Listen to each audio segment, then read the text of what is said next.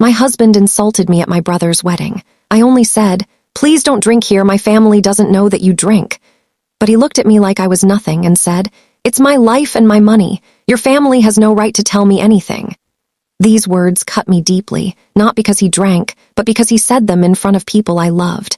He said them loudly, with pride, and my heart felt like it sank into the floor.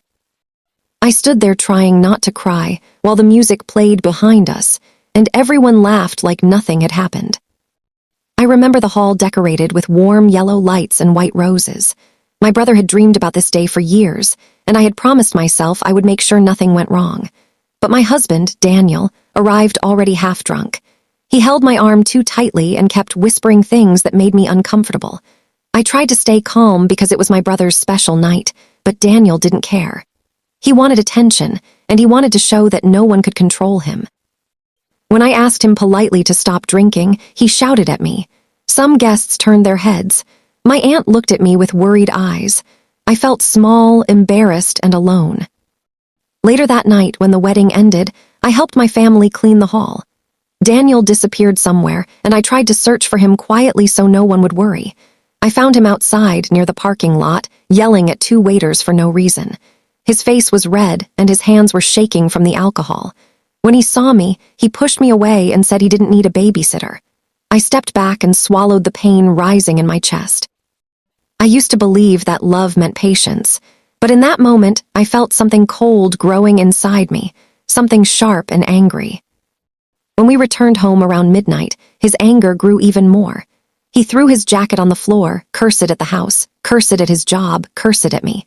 I watched him stumble around the living room like a stranger I had never met. I tried to walk away, but he followed me, mocking me, saying I embarrassed him at the wedding. He twisted the whole story, blaming me for everything. Tears filled my eyes, but I didn't let them fall. I had cried too many times for him already. When he passed out on the couch with the TV still on, something inside me snapped. It wasn't fear. It wasn't grief. It was clarity. The kind of clarity that comes when you are tired of drowning. For years I had accepted insults, accepted humiliation, accepted the way he spoke to me like I was a piece of furniture in his house. But tonight, he crossed something inside me. Tonight, he made me feel invisible in front of my family. Tonight, he made me feel like a stranger in my own life. I stood there looking at him, his breath heavy and sour from the alcohol. The room was silent except for the noise of the TV. I could hear my heartbeat slowly calming, as if my body already knew what I was going to do next. I picked up my phone, and for the first time in my life, I called the police on him. My hands didn't shake. My voice didn't break. When the operator asked me what happened, I answered quietly but firmly. I told them he was drunk, out of control, and that I feared for my safety. Those words were not lies. They were truths I had hidden for too long.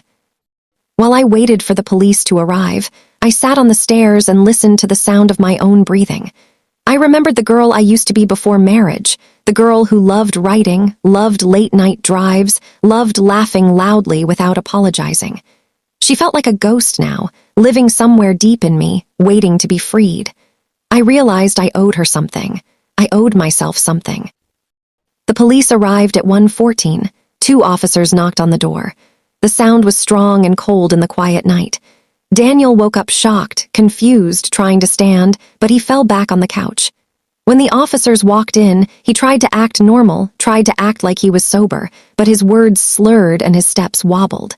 He tried to blame me, but his drunken voice made everything worse for him. I watched quietly as the officers told him to sit down, to calm down, to answer their questions. For the first time in years, I saw fear in his eyes. Not fear for me, fear for himself, fear of consequences, fear of losing control. For so long he had treated me like I had nowhere to go, no one to turn to. Tonight he realized he was wrong. As the officers took him outside to talk, I stood at the window.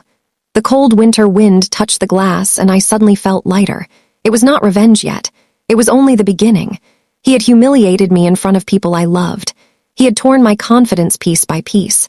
But now, for the first time, I felt a small flame of power burning inside me. The kind of power that comes from taking the first step toward breaking free. I didn't know yet where this night would lead me, but I knew one thing clearly. I would never allow him to control my life again. And deep inside me, a new voice whispered, This is just the start. The night Daniel was taken outside by the officers changed something in me, even though they didn't arrest him. They gave him a warning, told him his behavior was dangerous, and reminded him that if anything like this happened again, he could be charged. When he came back inside, he didn't look like the man who had shouted at me in front of my family. He looked small, embarrassed, almost scared. But I felt nothing for him. Not pity, not fear, nothing. It was the first time in years I felt completely numb toward him, and it was almost peaceful. He tried to speak, but I walked past him without looking at his face. I went to the bedroom and locked the door. I heard him knocking, begging, pretending to care, but his voice meant nothing to me anymore. I lay on the bed, staring at the ceiling, feeling my heartbeat slow down. The quiet room felt like a safe space I had created for myself, far away from his insults and his anger. I knew he wasn't sorry for what he did. He was only afraid of consequences. The next morning proved it. When I came downstairs, he was sitting at the kitchen table with coffee, acting like everything was normal.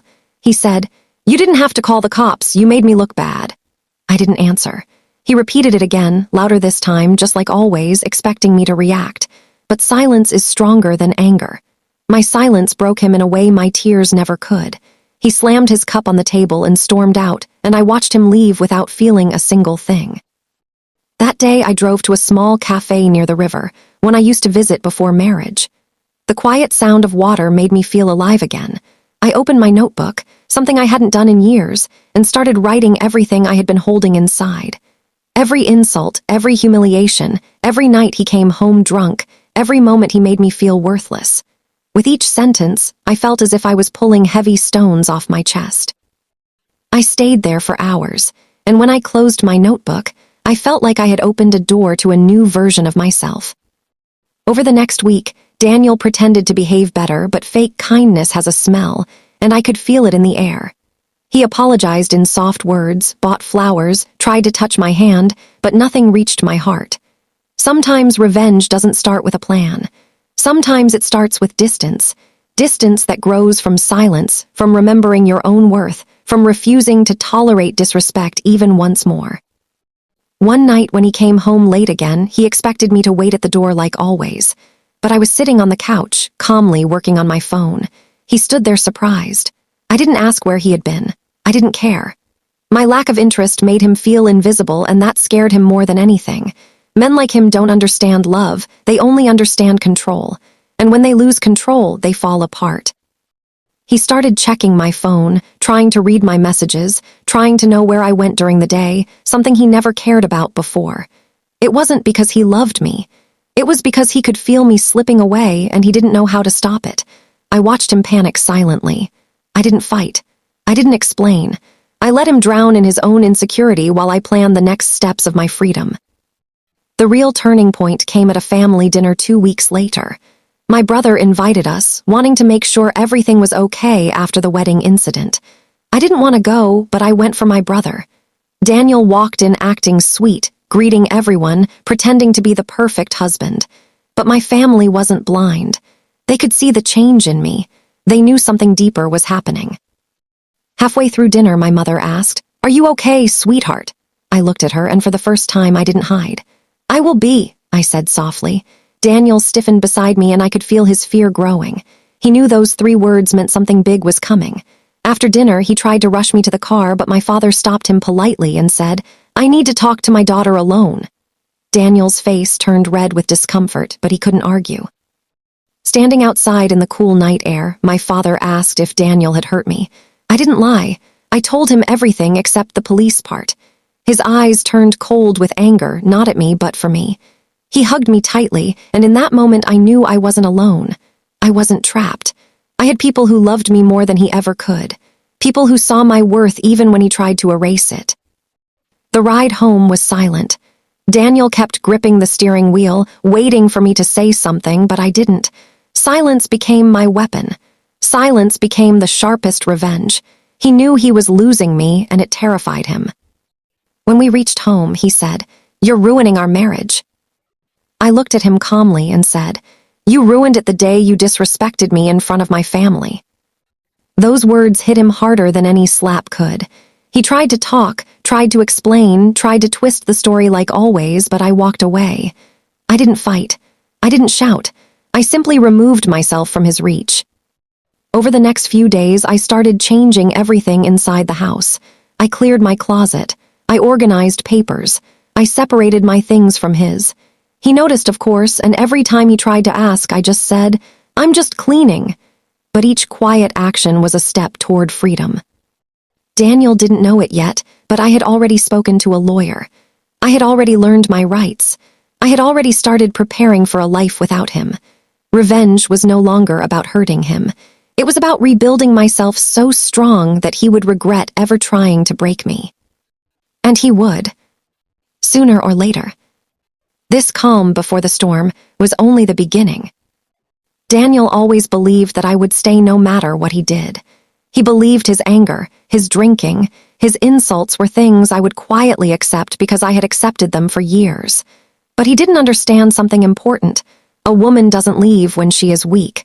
She leaves when she becomes strong. And by the time I reached my breaking point, I was stronger than I had ever been. For weeks, I kept my distance from him. I spoke less. I didn't argue. I didn't give him emotional reactions. I didn't cry. My silence made him restless, angry, confused. He tried everything to bring back control, fake kindness, small gifts, long apologies, but none of it touched my heart. I was done, truly done. The only thing left was finishing the last chapter of my life with him. One evening, he came home earlier than usual. He walked in with takeout food and 2 wine glasses like he wanted to create a romantic moment. He placed the bag on the table and said he wanted to talk. I sat across from him, calm and quiet. He apologized again, telling me he wanted to change, telling me he didn't mean what he said at my brother's wedding, telling me he would stop drinking. I listened, not because I believed him, but because I was already past the point where his words mattered. When he finished, I picked up my phone and opened a document. I slid it toward him. It was the divorce papers I had prepared with my lawyer. His face froze. He looked at the papers like they were something impossible, something unreal. He whispered my name, but I stopped him. I said, "This is not revenge. This is respect for myself." His hands trembled as he held the papers, and for the first time I saw the truth in his eyes. He never thought I would leave. He stood up suddenly, packing around the kitchen, breathing harshly. He tried to blame me again. He tried to say I overreacted. But the louder he spoke, the calmer I became. I said, "You insulted me in front of my family. You humiliated me for years. You drank until you had no control left. I warned you. I begged you. You chose your anger over our marriage." My voice never went above a whisper, but every word cut through the air with the force of years of pain. When he realized I wasn't going to change my mind, his shoulders dropped. He sat back down slowly, covering his face with his hands. He didn't look like the man who used to shout. He didn't look powerful anymore. He looked defeated, and watching him break wasn't satisfying. It was freeing. It was like watching a door close behind me forever. In the days that followed, things moved fast. I moved to my parents' home. My family welcomed me with open arms. My mother hugged me like she hadn't seen me in years, and maybe she hadn't, because for a long time I wasn't myself. My brother helped me carry my boxes inside. My father looked at me with pride, knowing I had made a brave decision. I slept in my old room that night and felt a peace I didn't even remember existed. Daniel called me dozens of times, begging me not to leave, promising change, threatening to hurt himself, blaming alcohol, blaming stress, blaming his childhood, everything except himself. I didn't answer, not because I hated him, but because my heart was done giving chances. When he realized I had truly left, he did the one thing I always knew he would do. He went back to drinking. But that was no longer my burden. His choices were his alone. My life wasn't tied to his destruction anymore. 3 months later, the divorce was finalized. I walked out of the courthouse with the sun shining on my face, feeling like I had stepped into a world I had been kept away from for years. I didn't look back. I didn't check my phone. I didn't think about Daniel's reaction. My life was mine again. I moved into a small apartment near the river, close to the cafe where I had rediscovered myself. I spent evenings writing in my notebook, rebuilding my dreams. Slowly, confidence returned to me. I started taking long walks, meeting new people, learning new things. My laughter came back, different, stronger, louder than before. I was no longer the woman who cried quietly in the bathroom while her husband yelled at her. I was a woman who had survived and rebuilt her life from the ground up. One afternoon, months after the divorce, I received a message from one of Daniel's coworkers. She said Daniel had been telling people I left him for no reason. She said he cried at work sometimes, telling everyone he wanted me back. I didn't reply. I didn't need to defend myself. People who know me know the truth. People who don't know me don't matter. My silence remained my strongest answer. The revenge wasn't the divorce. The real revenge was the life I built afterward. A life where his voice no longer controlled me. A life where I chose peace over chaos. A life where my worth wasn't measured by a man's temper. Real revenge is becoming so strong, so calm, so confident that the person who tried to break you wonders how you ever survived them, and then realizes you didn't just survive. You rose, higher than they ever expected, and you never looked back.